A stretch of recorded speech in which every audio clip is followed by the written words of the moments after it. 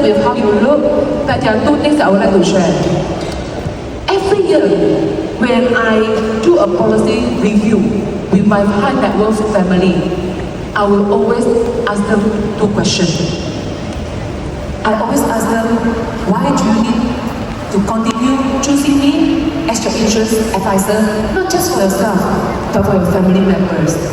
And they told me one thing, Kaka, you always actually stand up, you always actually show up at all kinds of events, not just when they need me, but also when they have life celebration, during their anniversary, during their birthday. So basically, I always be very physical when in their life. And second thing is that sincerity. And a lot of the high net worth, they're so impressed by your character and personality. And on top of money, do you think that they can be impressed by money? No guys, that is our assumption. We always think that you want to impress them, make sure that you drive a very good car, or you actually dress up very nice, or you carry all the branded things from the top to toe. That is our assumption. But to be honest, any one of us in this hall, if you have the right skill set and you have the right mindset, any of us can be a high net worth advisor for the high net worth family.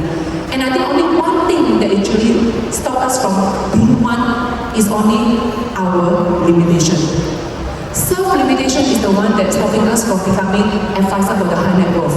But don't let this ruin our future, because any one of us can be one if you have the right skill set to do it. That's why today, the most important topic that I'm going to share is the strategy. How do I actually get a connection and be so engaging and consistently become their advisor year by year, to be in their life and to be their advisor, and consistently every year since 2018 until now. And that is how that I qualify my COT and DOT consistently ever since then until now. And also the strategy that I'm going to share, it will be something very useful because I have done this myself, and I will share a lot of real life case study. Because I truly believe from the case study, you guys can relate, and it's easier for you all to apply and to understand better. Thank you. So the first is mastering the art of making meaningful connections with high net worth individuals. So I will be covering 4 topics. First is define your personal branding, which is very important. For me, positioning is very important. Are you positioning yourself just a normal advisor, or are you positioning yourself as a professional advisor who serve high net worth families? So positioning is very important.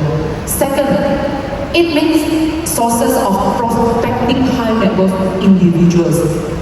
Where are we going to see them, and how do we get to know them, and how are we going to find this kind of people to make sure that we can actually share our presentation and give an advice.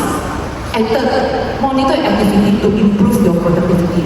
I want to make sure that your productivity level must be on par with your result.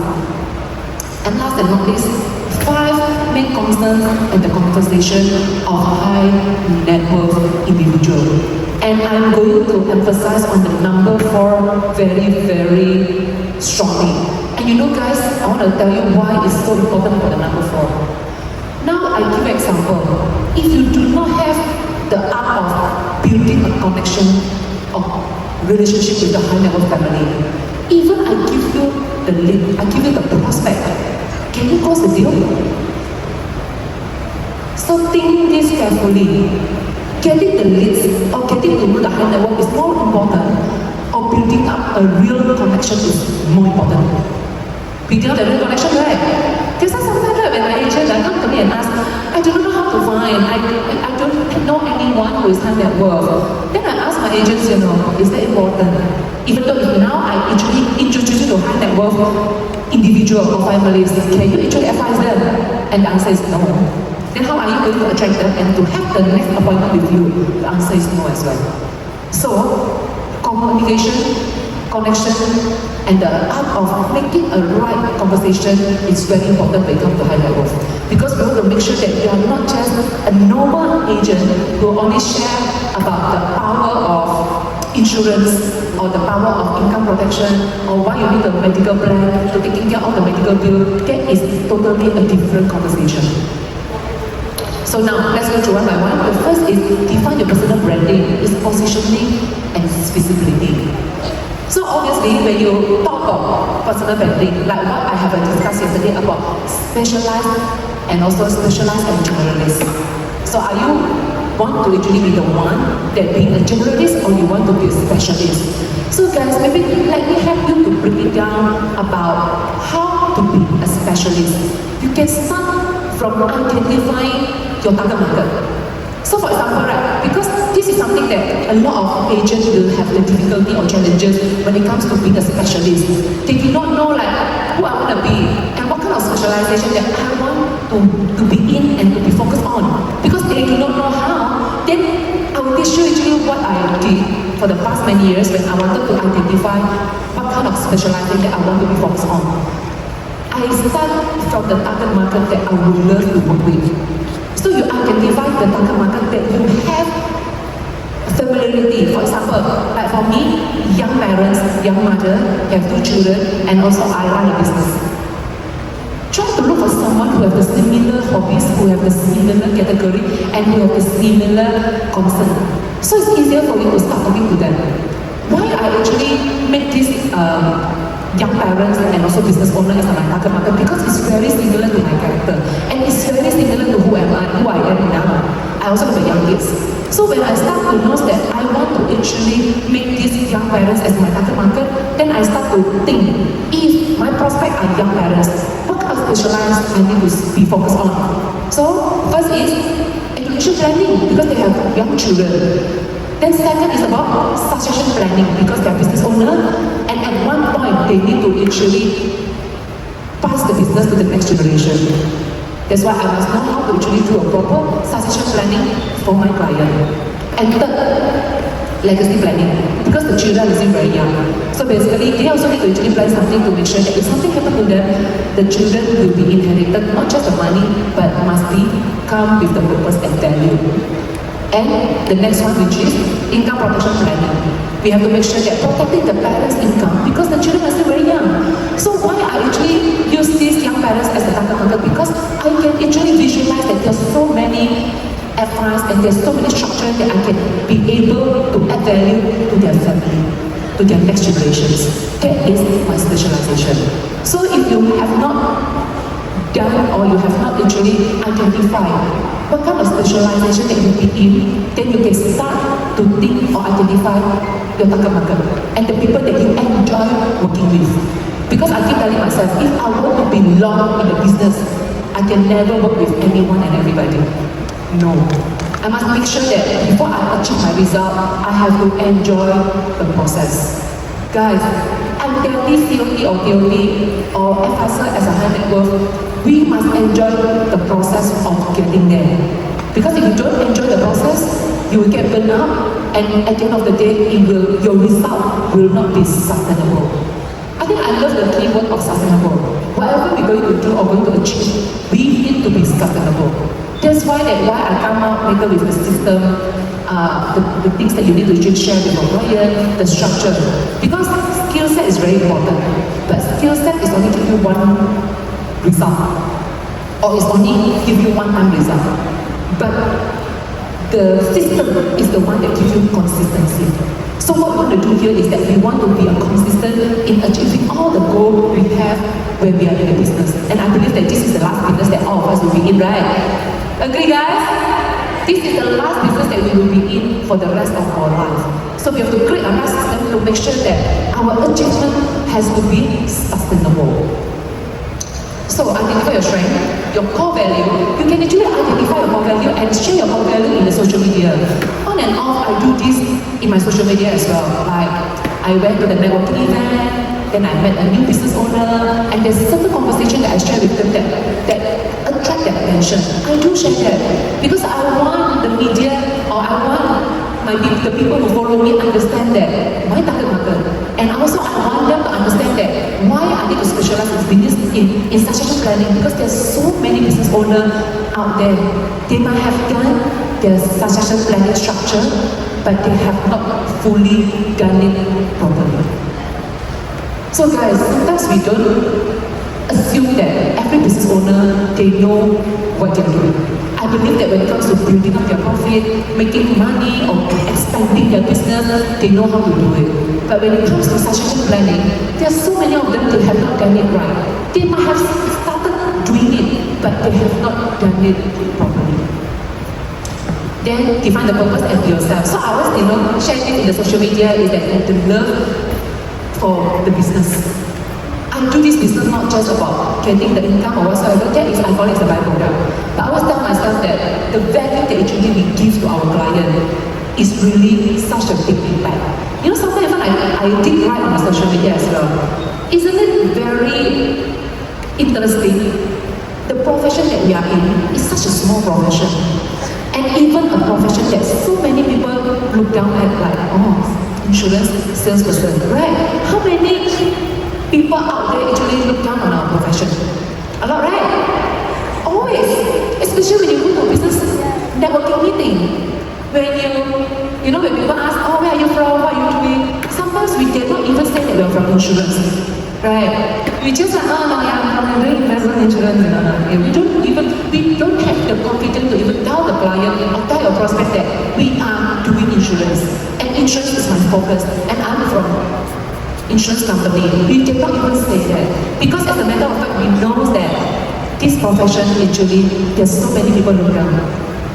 But do you know that our profession can make and can protect a family, not only for one generation, you can even protect family for multiple generations. So with such a small profession, you can make such a great impact. So sometimes you have to actually think again and do self-realization. Probably the professions we are in that business networking event, is the only profession that can make such a big impact. Give a round of applause to us, guys. That is so amazing. That's why sometimes we have to actually value our profession. When you have confidence in what you do, the way your client will look at you differently as well.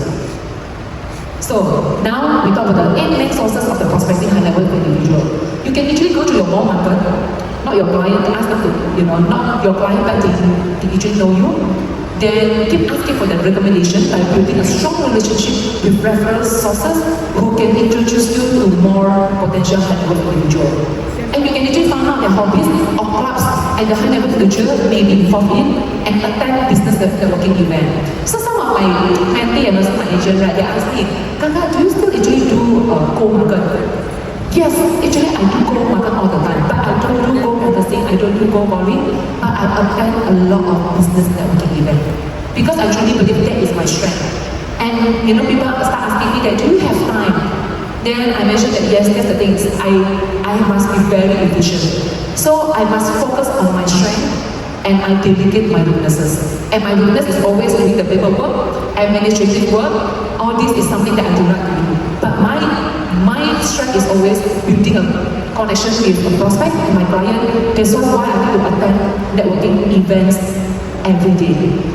Guys, when I mention every day, I'm not joking. Really, I attend almost every day. So sometimes they ask me, so how frequent you attend business networking event? Like once a week? Sometimes people will be surprised, even once a week they think it's too much. But for me, no, I'm attending every day. Then what kind of business networking event? It's like so many. I say to be honest, some of the business networking event is not my event. I don't actually know this event, but I keep telling my COI and my client, you know what I do? And then as a matter of fact, there's so many business owners there, they focus too much on making and expanding their business. And there's so many risks they have that they do not know how to handle. And if you really connect me with them, and I promise you that I will not actually sell anything, but my intention is only one thing. I want to give them advice. And I want to give them awareness. I want to give them more options. I'm not there to sell them anything. I'm just be there to give them options. So, is this sounds very pushy? No. I'm not trying to actually sell them anything, but I want to actually give them options. Maybe now you are using option, you are using this structure, but why not I give you option A, B, C, D, and see which one suits you the best, and which one suits your business planning structure. Because my job is not to replace what you have, but my job is to improve what you have. So do you think it sounds very warm and welcoming? Rather than, okay, you should use insurance structure to be part of your succession planning. No, in fact, I told my prospect, you don't do that because your current structure is good enough. But it's just that if you want to make it better and to make sure that the result is guaranteed, then I need to put in another structure to make it happen for you. So guys, when it comes to high net worth space, you must know or you must learn the art of communication. It's very important. The art of the communication and also the connection and also your relationship. So the greatest asset that we have in this business where you are in the high net worth space are three things. Your communication skill and connection skill and relationship skill. As much as people starting telling you about AI, even though, recently when I post all my big cases, right, my client did ask advice from AI and actually give us scenario A, option A, B, C, D. So actually I told myself, your advice, the product, or maybe, the options that you give, which is the advice, can be replaced by AI. But guys, we have to remember one thing. The relationship that you have with your client can never be replaced by AI. Can never be replaced. So this will be our core value, our strength. Don't ever forget this. Your old client, your new client, just remember, keep building a strong relationship with them. Because even how powerful the AI is, your AI can never replace what we have with our client. Okay? Then next, attend trade conference. If you know anyone or you have the accessibility to actually attend, please do so. Attend school alumni. Actually, I really love to attend school alumni because you start to actually see your friends, your schoolmates. That time when after graduated, maybe they started doing a business and now they're doing very successful. Then I start actually asking them more about structure, about their business planning. It's about do they have an exit strategy? Because a lot of youngsters right now, they try to grow their business, then they actually sell it off for their exit strategy. And a lot of actually people doing that. Yeah, so I really actually enjoy going to school alumni. Then research and network with the individual and organization that attracts your high net worth individual, such as professional association or charitable organization. I'm going to go deep later about this charitable organization. How many of you all that your Kaka market is charitable organization? I will teach you guys how to reach out. And I will teach you how to actually create a right conversation to get in touch with the donors. Okay? And attend private and exclusive event. Okay? So now, when you actually have the strategy, this one I will just go through it because it's important for you all to manage yourself. For example, you must make sure you have a 3 qualitative appointment every day. 3 is very little number actually, it's not a lot. But to me, even though from the day I joined the business until now, I will never go home if I don't talk to 3 people in a day.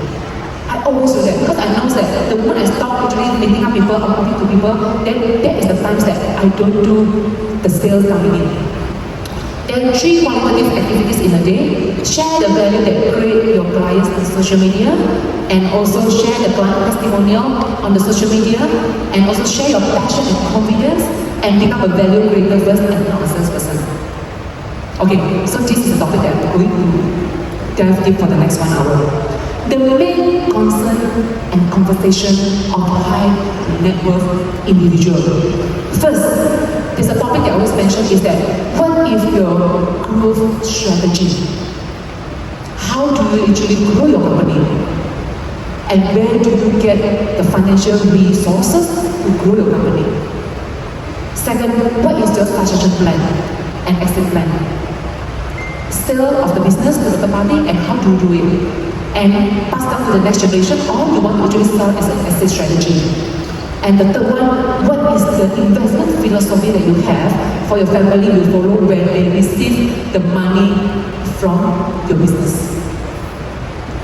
So let's come to the 3 strategy approach to address this. I always focus on 3 things. First is the estate planning. Second is the risk mapping strategies. And last is the asset restructuring. Let's go to the estate planning. When I just check my plan for estate planning, I always use these 7 elements: asset transfers, income transfers, inheritance, charity, retirement, legal structure, and tax planning. Tax planning and the legal structure, I don't do it because I said that is not my specialization. And my specialization is always on the asset transfers, income transfers, inheritance, charity, and retirement. Let me go to the inheritance, charity, and retirement. Inheritance. All of us, when it comes to inheritance planning, we always focus on how much do you want to leave behind, right? That's why the reason why we sell life insurance. We always tell our clients that it equalizes your inheritance. Because if you put so much money on the asset or maybe on the stock, it's very difficult to get divided equally. Especially all the asset is from different countries.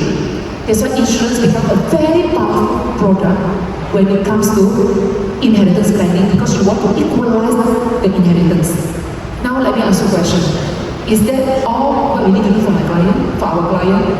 In fact, in our company, after this we normally stop. That's why now I call the inheritance planning, I call it as the hybrid inheritance planning.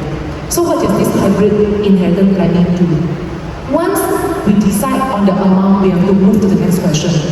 So I always tell my client or prospect, okay, I know that you have a life insurance worth of 10 million, for instance.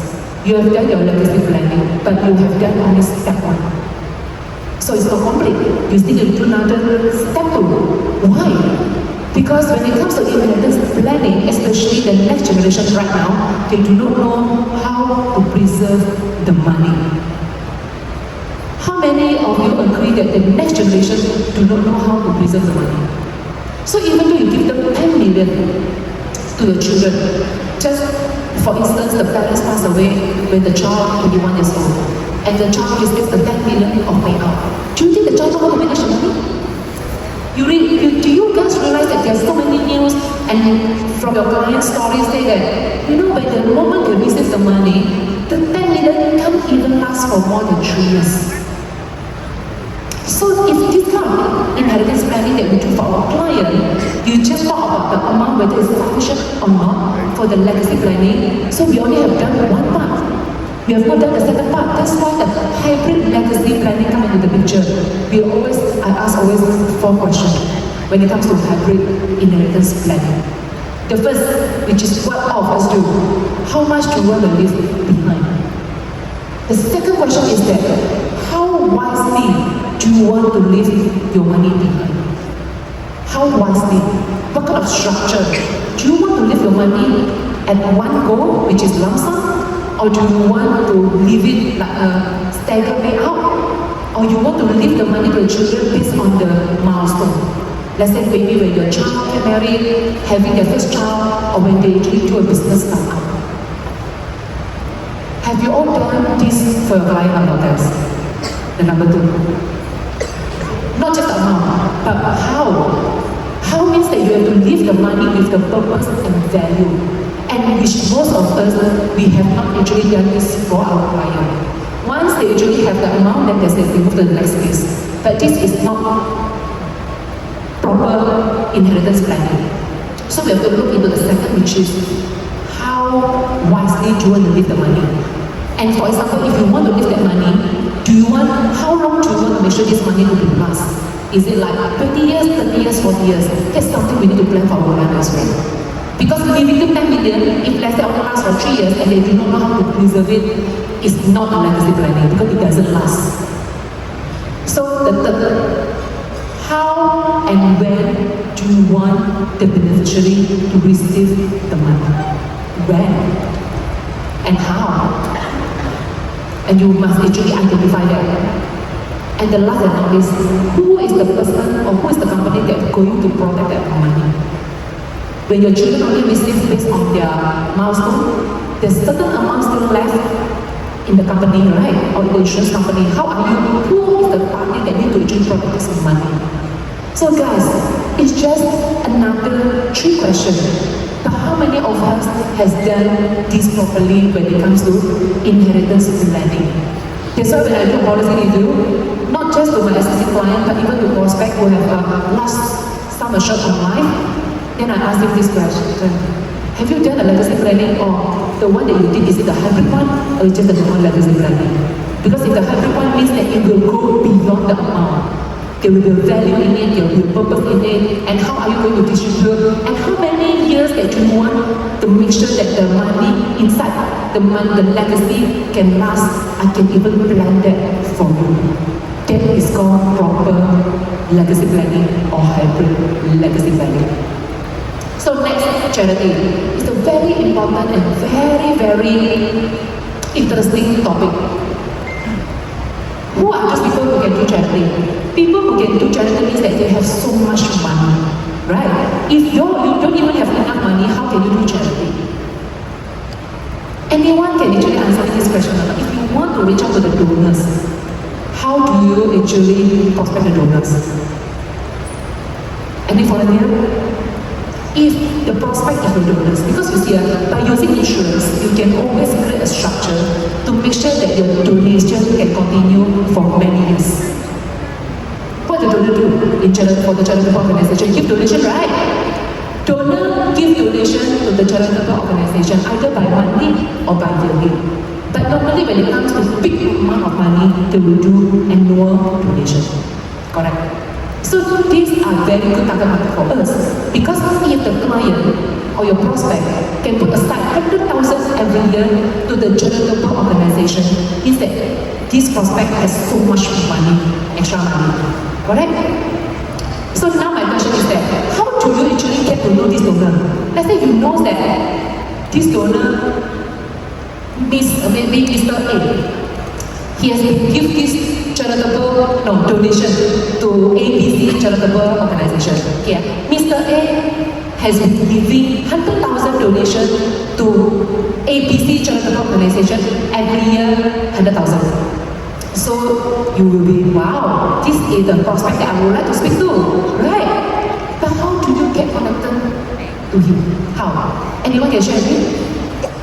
Okay, I give an example, an idea, and it worked for me. So I reached out to the charitable organization that these donors donate the money to. Then I asked the person in charge, the head of the charitable organization.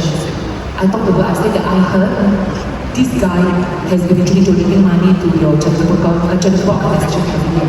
It's very good, and I think it has been for the past 10 years. Then after that, the PIC, the person in charge, sorry, 15 minutes. I thought my session is one. Wait, can you check the time for me? Because here is 57 minutes. Correct, not 15 minutes, huh? Okay. Yeah. No, it's like 15 minutes, I still have so many things to share. Okay. Thank you. Okay, so back to the question. So the PIC, the person in charge, said, Kaka, this sort of thing, very PIC, how can you know that this guy has been donating to our charitable organization? I said, I found a way to actually, it's just that one of my friends know him, and I heard that actually he has been actually donating the money to your organization. And this guy is a very influential guy, which is, he doesn't want to know people, he doesn't want people to know that he has been donating this much money. And it's not even 100,000, it's only about a million, 10 years. Then after that, then I said, I talked to the PIC, I said, oh, amazing, I want to ask you this question. Do you wish that this guy will still continue to do a donation, 100,000 every year, for the next 30 years, even when he's not around? What the PIC said, of course! Then if you want that to happen, right, I can help you. But you know that this guy is not easy to reach out to. Can you connect me with him? You connect me with him not because I want to sell something to him, but I'm going to help you to create a structure that will guarantee that even this guy not in the world anymore, he will continuously donate 100,000 every year to your charitable organization for the next 30 years. What would the PIC say? Obviously, yes, I connect you with him. Guys, this kind of conversation that I speak, I have to think, because if I want to reach out to the guy will just close the door. Who are you? And first is someone become very influential. And second thing he says in my meetings that you preach the, PJPA Act because we are not supposed to know that I donate so much. And it was in for me, I do not want to talk to any insurance advisor. So instead of I'm talking to the donors, I'm talking to the charitable organization, the person of the church. Because I asked her this question only, do you want or not? If you want him to donate the money to you every year, 100,000 for the next 30 years or 40 years, I can make that happen for you. But there's only things that I need to do is that you need to connect me with him. Because I will help you and help him to create an agreement, a structure that the money that he's going to give to the charitable organization continuously for 30 years, even though when he's not around, and when the children do not have the same intention to put in so much money to the charity, I will make sure that the 100,000 donation will go to your charitable organization every year for the next 30 years and is guaranteed. So guys, I just want to share with you guys, how many of us have that kind of conversation with the charitable organization? How many? So one that we have to actually understand who is the person that can help you. Because at one point I was so stuck, there are so many donors, insurance is a very powerful tool when it comes to charity. But just that how do I connect to big donors? I don't know how. Then I started to actually go to the charity organization and once this happened, right, then I talked to the BIC. Can you help me to list down the top 3 donors and top 10 donors? Either top 3 or top 10, you give me the list. And can you tell me who are the people that you want to make sure that the donation will continue even though your donors is no longer? Because the PIC is so scared, they say that, this uncle is very good, but I do not know whether the children have the same intention or not to continue giving the donation. Because maybe the children love to give donation, but might not be to the charitable organization. Maybe go to different charitable organization. So work with the charitable organization, work with them. That is something that I really see the result, and I really add value. And when you speak to the BRC, there's no way they can tell you that I don't want this. But obviously you must have a very good relationship with the BRC and to build that. And because of that, last year I managed to close is about, because the amount for 100,000 is quite big, so I managed to actually close one of our projects last year, which is a guaranteed income, is about 200,000 annual premium every year for the next 20 years. Because of this.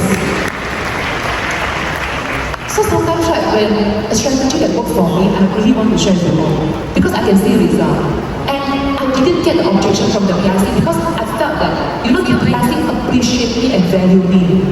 And the PIC said that, Kaka, not many people actually talk to me this way, especially from the insurance line. Because normally when they reach out to the PIC, right, they will say that, hey, can you connect me with the donors? That's it. They don't elaborate, they don't actually break down the picture, why I want you to connect me with the donors. Because my intention is very clear, I'm going to help the charitable organization. I'm going to help, to make sure that the donation continue for multiple, maybe not just 30 years, maybe for multiple generations. It depends how are we going to structure for the donors. So that is one of the conversations that I would like to actually let you guys, experience it. Next, retirement. So retirement, I also do it differently because now I call retirement as the hybrid retirement as well. Retirement planning used to be very traditional. You put in money and at one point you receive the money that is the right amount for you to retire comfortably. But I always include guaranteed income when it comes to retirement planning. Because I want to make sure that when it comes to retirement, do not ever use your capital. You should use your passive income when it comes to retirement. So we call this a hybrid retirement planning. And I think Marty also shared a very good point yesterday is like, where do you want to retire? If let's say you want to retire at the age of 50, you can even do that. So probably for example now you're 40 years old and you want to retire at the age of 50, you can do that. Start save a lot of money to build a guaranteed stream of income for the next 10 years. Then when you're 50, you can stop working and you enjoy your passive income to retire. So not just about building the retirement fund, but I always think that you have literally built a guaranteed stream of passive income. Because you see, when we used to get income, right, the moment our income stopped, it changed the way we actually spend money as well. Because we're feeling that we are actually touching our capital. But what if you're touching on the passive income? Even though you spend all your passive income, your guaranteed income this month or this year, doesn't matter, you can spend the same next year because it keeps coming back to you guaranteed. Okay? So next is the risk management strategy for business owner. Okay guys, this is something that please keep this and you have to actually practice it. So when it comes to business owner, right, when I go to social networking event, I will never talk about income protection planning. You know why? The nature of business owner, they are risk takers. They love to take risks to get a better outcomes. If to begin with, they are very scared of risk, then they will never be business owner, but they will be employee, right? So the nature of the business owner is risk taker. So when it comes to speaking to them or creating a good connection and communication with them, I will never talk about income protection. But there's always one thing that I would love to talk about is business profit. Because what business owner care about is always their business profit. They don't care about income or maybe protect. No. And I always tell them one thing, when it comes to business, you can never combine your family cash flow with your business cash flow. That's something that you have to always do. You cannot combine your business cash flow and the family cash flow. How many of your business owners give you this objection? When you ask them to buy insurance, they say that, I don't need because my company is doing very well. Right? Why do I need to buy insurance whereby my company having so much profit and growing every year, and I'm super rich, my company is doing very well. I don't even need to buy life insurance because if anything happens, I can self-insure. How many of your business owner prospects tell you this? Plenty. They always tell me this, Kaka, don't need. My company worth how much, I'm very rich. Yes, you are rich on paper. Yes, your company is doing very well. But you can never combine your business cash flow with your family cash flow. And I tell you why. One day your company go bankrupt, you can rebuild. But when your company go bankrupt, you cannot let your family fail. So you have to separate these two accounts. Get personal coverage to protect your family. Because if anything happens to your business, you can rebuild your business, but you cannot rebuild your family. When it fails, everything will scatter. You can never rebuild your family. It's very difficult. So one advice I always tell my business owner is that separate this account. You can never combine your business cash flow and your family cash flow. That's how that the advice will start. Get everything, the cash flow from your personal insurance, and the rest will be under the business insurance, which is taking care of your business risk. Then the family cash flow is taking care of your personal risk. Okay, now go back to the business risk. The possibility of a commercial business making inadequate profits due to uncertainty. And the greatest asset of the business is the key person in the company. I give you a real life example how I do prospecting in business networking event. So I attended one of the event and it is recommended by my client. My client said that, hey, let's go, join me. Because this is full of ideas. Sometimes you can say like below 100 million and above 100 million business owner. So my client told me this is all above 100 million business owner. Go and talk to them. Then my client said that my COI said that, I bring you there, but I cannot help you, I cannot tell them to buy insurance for you, okay? Because the moment I said that, everyone will be running away from you. So you just find an own way to connect with the people who are attending this event. And since that my client said that most of them has the business value is more than 100 million, so I try to prep myself and see what kind of conversation that I can attract them to speak to me. So true enough, when I attended, then I met this uncle. I think it's about maybe early 50. So let's say we call him Mr. Lim. Mr. Lim. So after that I said, hi Mr. Lim. Okay, hi. He said, he's very cheerful, he's very happy. Then after that I asked him this question. I said that, Mr. Lim, I don't have the opportunity to attend this business event. You know how I attend? I actually came with this person, which is my COI, and so happened that it's the Mr. Lim friend. So I said, your friend actually brought me to this event, that's why I have the opportunity to come. And I'm so grateful, I'm so blessed to meet all these amazing business people. Then after that, she asked me, so what do you do? Obviously, I just say that, I'm Mr., which is my COI. I said, Mr. Ken. I said, Mr. Ken's insurance advisor. Insurance. Insurance. Okay. Then he doesn't really talk much. Then I asked him this thing. I said, Mr. Lim, can I ask you a question? Then after that, he said, yeah, you go ahead. What do you want to know? Then I said, someone who has so much money, and you you travel around the world, because my grandma told me he traveled around the world. Someone with so much money who travel around the world. What else that can make you happy?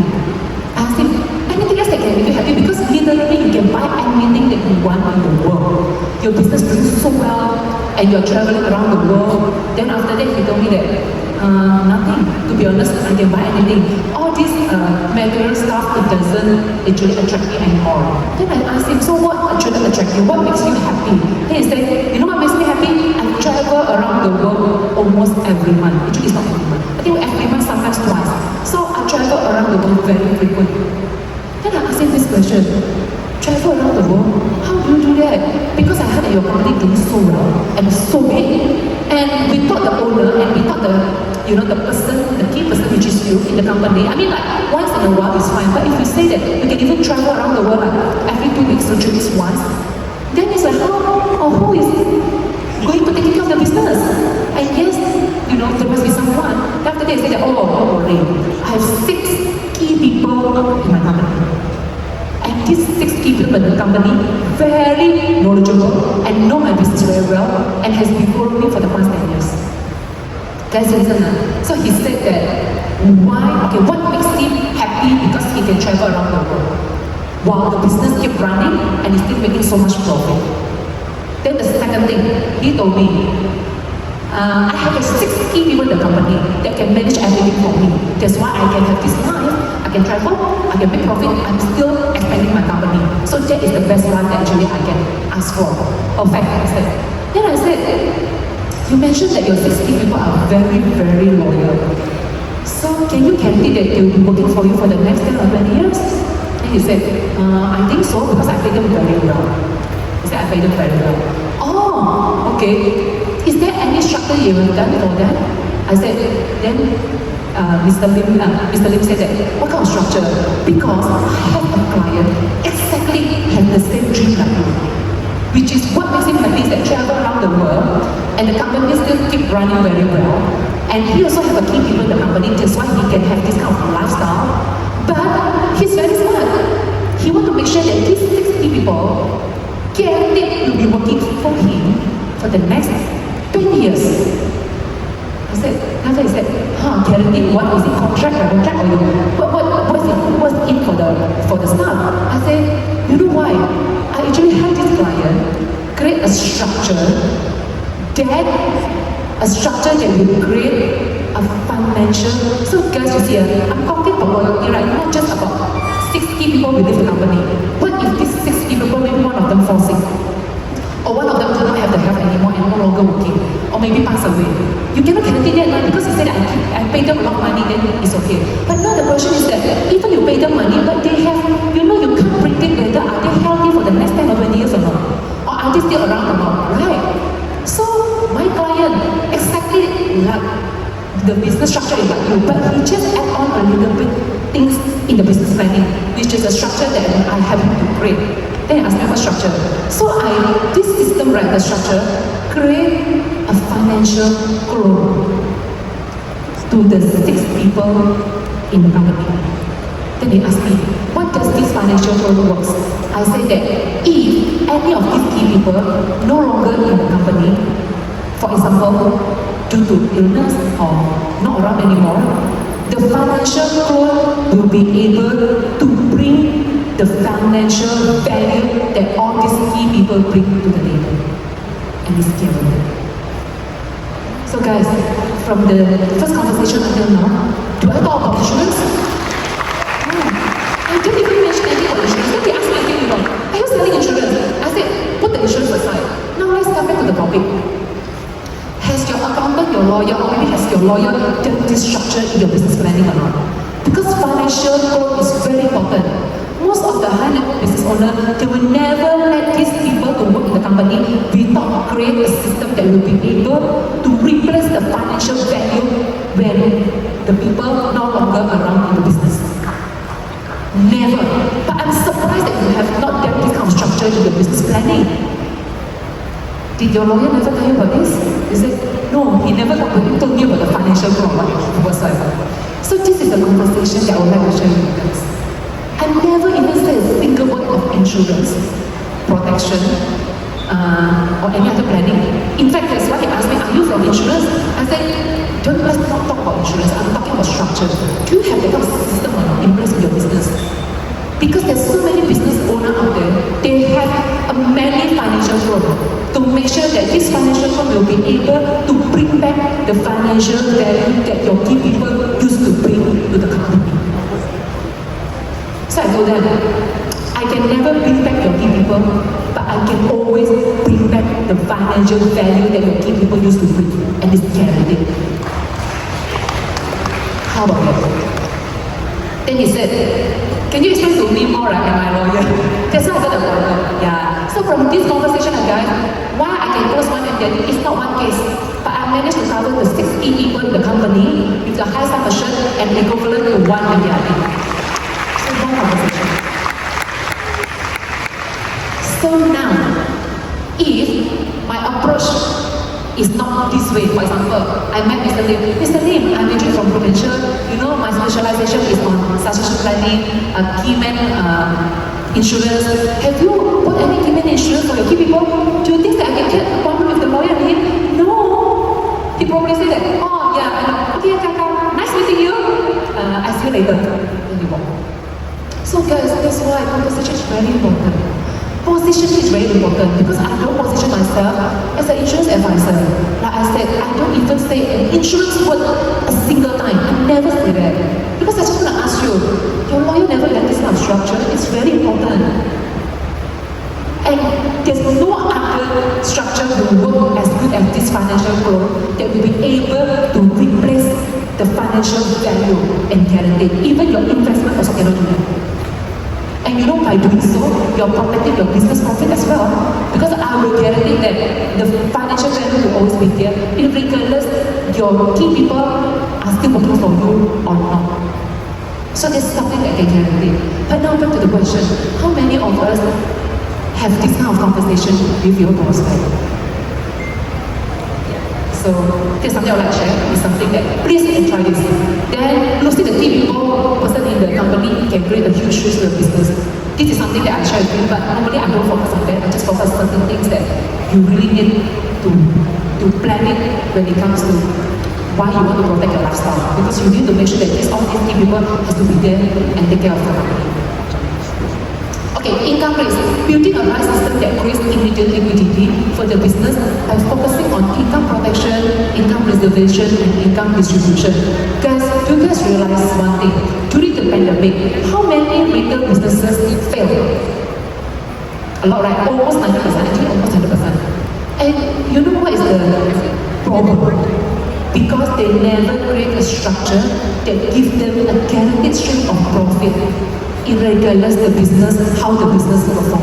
Actually, after the pandemic, I started to realize, oh my God, I started actually helping them to build a guaranteed income. So for example, they have a profit maybe like, I said 5 million per year, for instance, right? I tell them pick up 20% or 30% to convert this variable income to a guaranteed income. Just in case in the future, pandemic happen again, or there's a war that it doesn't allow you to continue doing the business, at least you have a guaranteed stream of profit that run consistently for many, many years, then your business, no need, will never fail. So I tell them this one thing and I always do it for them. Yes, the amount can be very big, but I'll tell them one thing, you don't need to do at one time. You can actually consistently doing it. This year you do maybe like 10% of your goal, but next year you can do 20%, and the next year you can do 30%. It's up to you. But it's just that you have to start building a guaranteed stream of profit. So that's why when I have this conversation, sometimes also I use this risk to actually talk to my prospect. I'll tell them one thing. You know that actually like, you know, all of us as a business owner, we are talking about business profit, we are educating people that want to actually give me referral, because I can't let them just to tell them that if anyone in insurance, can you recommend them to me? I would never do that when it comes to recommendation. I will be very specific. I will tell them who are those people that I'm looking for. Let's say for example, can you actually, let's say doctor, you have any friends in your circle that are doctors, young parents and have children, recommend to me. Or business owner, female, recommend to me. Or your friends, business owner just get divorced, recommend to me, because there are so many things they need to do changes after they get into divorce. We need to restructure again the whole financial planning for the person who actually get divorced. That is also our opportunity. Then the next exit strategy. Whoever just exited the business, please recommend them to me. I would love to work with them. So that is the art of getting a quality recommendation. Not just about telling, oh, if you need insurance, just connect me. No, it's too general. I don't like things are general. Be specific. Tell them who you want to work with. Specific. Profession. What kind of profession? Business owner, doctors. What kind of doctors? Dentists, gynecologists. Be very specific. Then your COI will know how to recommend people to you. And when you talk to, let's say, lawyer, how many of us that really you speak to the lawyer and say that, can you recommend me people who just exited their business?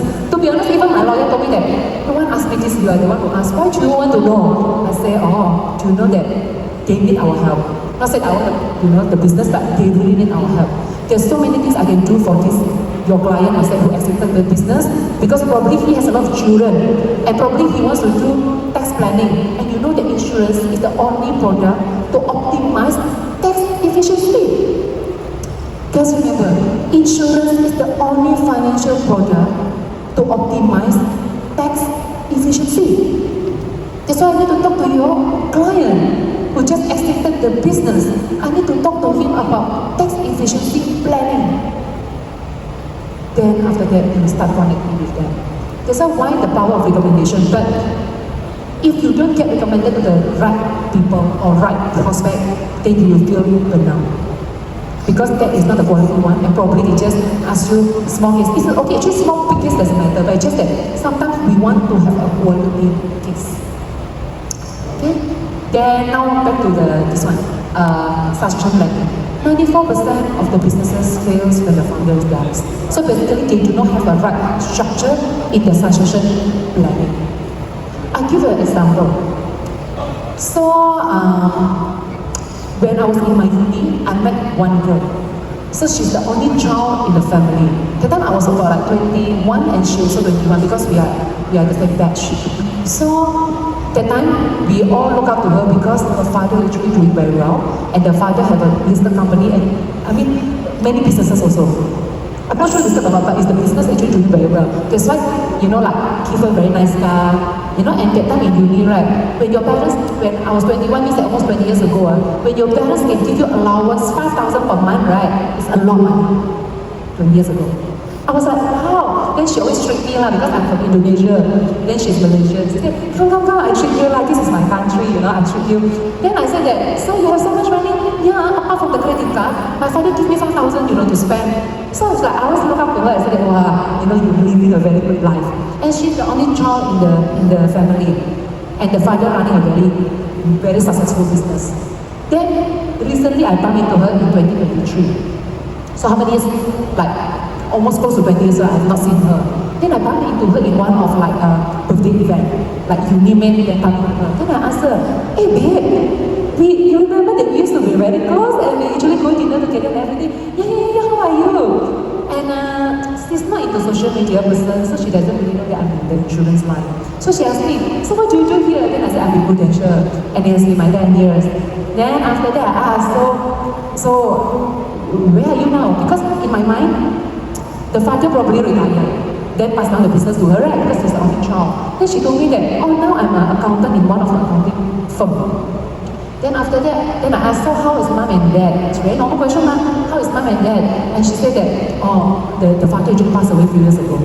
Then after that, I said, I'm so sorry to hear that. Then after that, she said that anyway, she's now accountant in the accounting firm, so let's keep in touch. And I said, okay, good. Then after that, I reconnected with her. So I think 1 week later, I joined up with her. Then because we used to be very close, right? Then I asked her, babe, if you don't mind me asking, why are you working now as an accountant? Because as I remember, her father is doing very well.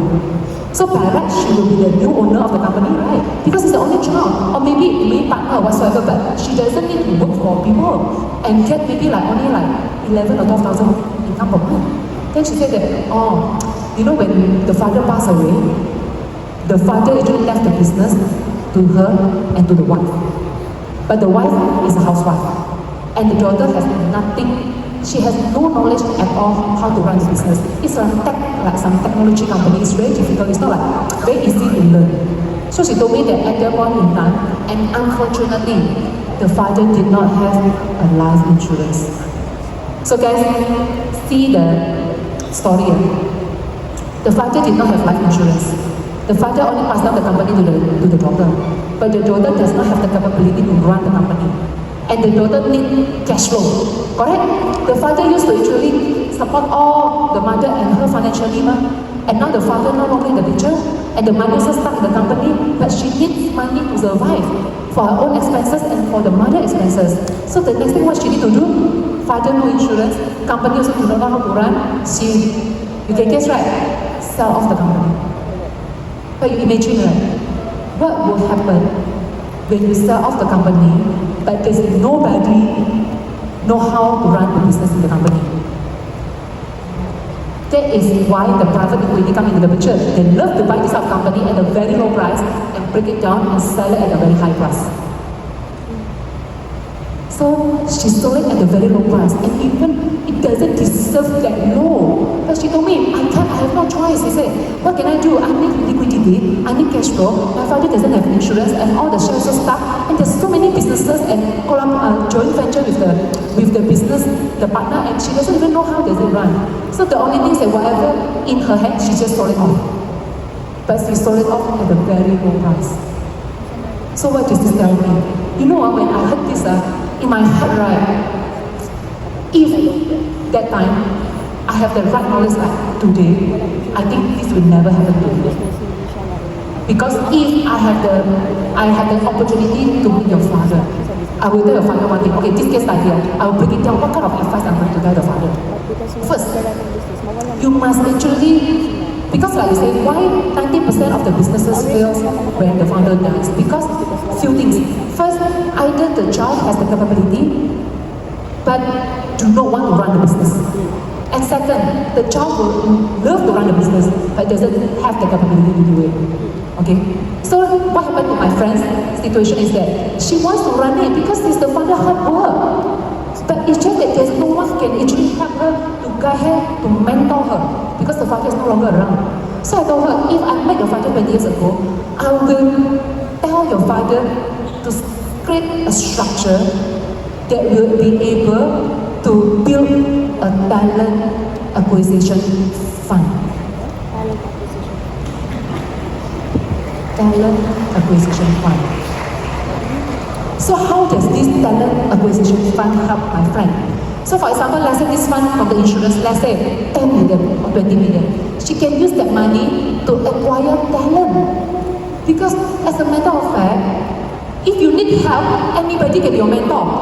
All the specialists, all the expertise from the different company can work with you. There's only one thing that you need to do, pay them higher. That's why I wouldn't say money is everything, but money can do a lot of things. So if your father gives you 10 or 20 million, for instance, I will hire 3 from different company and to build me, to teach me, to mentor me. Well, I want these 3 guys to run together with me to make sure that I'm ready to take over my father's business, and I'm not gonna let my father's hard work for the past 20 years go to the drain. There's the hard work for the father to build this company, you know. And because of misplanning, no awareness about proper succession planning, and just she needed to sell it at such a low price. Guys, does it make sense or not? I also feel bad, I thought, then I structured this, I said, talent acquisition fund. Okay, it's too late, but it's okay for you to understand, because probably you can share with people around you that the power of talent acquisition fund. When you don't have this fund, there's no way you can run the business on your own. And talent is everywhere. But now the question is, do you have the money? Do you have the financial capability to bring them to your company or not? So how many of us have created a talent acquisition fund for a client? Many or not many? So that is the opportunity for us. So guys, did I talk about insurance for the whole conversation to my girlfriend? No! I'm actually telling you that you need this fund. Because when you don't have this fund, your succession planning is going to the drain. Because then, after this, she said that, babe, okay, don't say that you can go back to 20 years ago. Why back then nobody actually told my father this? I have no idea. I really have no idea. Probably maybe people don't expose to proper succession planning. But the importance of building or creating a talent acquisition fund, it will change the future of the next generations. It will change how the hard work of the parents, it will not go to the waste. Because we appreciate the company that the parents built, and we want to make sure that that legacy lasts forever. That is also part of the legacy planning. So there's so many things we can do. Guys, back to the question again. Our profession is the only profession that makes sure the legacy can last for multiple generations.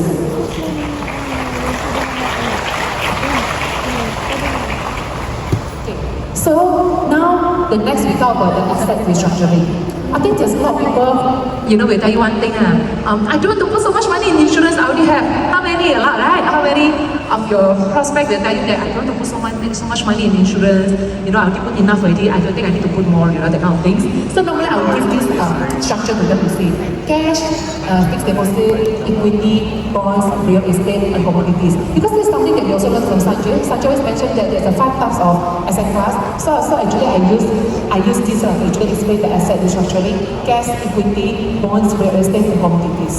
So I tell my client, you talk about asset class. Every asset class actually gives you different kind of impact on return. Like for example, cash, FD gives you liquidity. Equity, the ownership of the business. Bond, fixed amount of the cash flow and the fixed date. Real estate, yes, rental income, also capital appreciation. And commodity is value the things that are bought and sold. But one thing about real estate, right? I mean, we also as an advisor very creative. We always like to tell people that instead of having or owning a property, physical property, why not we start actually doing e-property? It's like using our annuity or our traditional program that actually will give you guarantee of income. Because I think property, if you actually come to our realization that property, it will become liability over the years. Do you realize that? I also experienced this, like the property, even at the very prime area, after a few years, right, the appreciation is still very little. And you're talking about the rental. If you compare to the rental in the e-property, like in our annuity plan or in our guaranteed income plan, it's even better. Because the value to increase on the property is very, very difficult. Then, after that, I will explain the last asset class, which is insurance. So why insurance will be very important, then I will actually help them to understand about the source of the cash flow when you lose your ability to earn due to death, disability, and critical illness. So if you put your money in equity, right, you still need to liquidate your share to pay for expenses. So if let's say you have the cash and FD, you still need to withdraw the money and from your hard savings to pay for expenses. Commodities, you still need to sell commodities to pay for expenses. Same goes to property and bond. But guys, realize this. Insurance it will be the only financial product that will replace your cash flow and also it auto-create your wealth. So sometimes I will tell a guy, okay, you can't find any financial product in the world that will auto-create your wealth. That's why the power of waiver pay off. The auto-create function is very good when it comes to building up your wealth. Okay, so before I move to the next slide, I also want to talk about the wealth preservation. This is a very interesting case that I have with my client. So my dad told me this thing, I'm not sure whether you have done this before or not. How people do wealth preservation? Okay, use the insurance, right? I mean, one of the very, powerful way to do it. So my client told me that, I just give an example of my client. So I said that, Mr. Client, I want to tell you one thing, because I announced that all the family, because the grandfather have one fundamental value in terms of education. All the children, right, must go to the boarding school. And Malaysian boarding school, right, in Johor is not cheap. It's about 1 year they go up to 200,000. 1 year. And they have a lot of grandchildren. You just imagine, if this family send one of the grandchildren to the boarding school, 200,000, maybe over the years, to just raising one child or one grandchildren, it will cost about like 5 million or more than that. Let's say like assuming 6 to 7 million for one grandchild. If you have 10 grandchild, it will be 70 million. Only on education, and until the child actually financially independent and ready to work. So I just give this story. Yeah, I don't know whether it worked or not initially. I just tell story. I say, uncle, because you know sometimes you talk to older one, you're friendlier and you're more warm, they really like, and they like story, you know. So I tell this, uncle, I want to answer this question, right? What if every child born in your family, every child born in the family, it will be insured for 7 million. So whenever the child dies, the 7 million will go back to your family wealth. Does that mean that your wealth will never get depleted? Make sense or not? So every child born in the family, it will be insured for 7 million. And the reason why is that when the child dies, the 7 million will go back to the family wealth. And you keep continuing doing this kind of cycle, your wealth will be there forever, for multiple generations. I said, not bad, huh? I said, yeah. You know, because you see, I said, uncle, if you don't have this kind of sum assured on the child, so every generation you have to spend 70 million, you know, only on the education. Haven't counted maybe doing business or whatsoever, only the education is 7 million. And you have so many grandchildren, and maybe more and more. Maybe your next generation, your children, right? So it's like, because they're very rich, so they don't mind to spend like 7 million on one grandchild. So 7 million. So every year, I just like telling story, right? So I'm just doing my calculation, I tell you. So means that your wealth actually kept depleted 70 million every year, yeah? Then I said, no choice, it's okay, we are very rich. You know, I have a lot of things like that. Then I said, yeah, but what if I tell you one thing? It's just like, hypothetically, I want to share with this, I don't know whether you think that it's a good idea or not. What if every child who is born in the family is insured for 7 million, and the child dies, the money goes back to your family wealth. And means that you will never actually, your family wealth will remain intact forever. It's like, oh, that's good. Yeah, okay.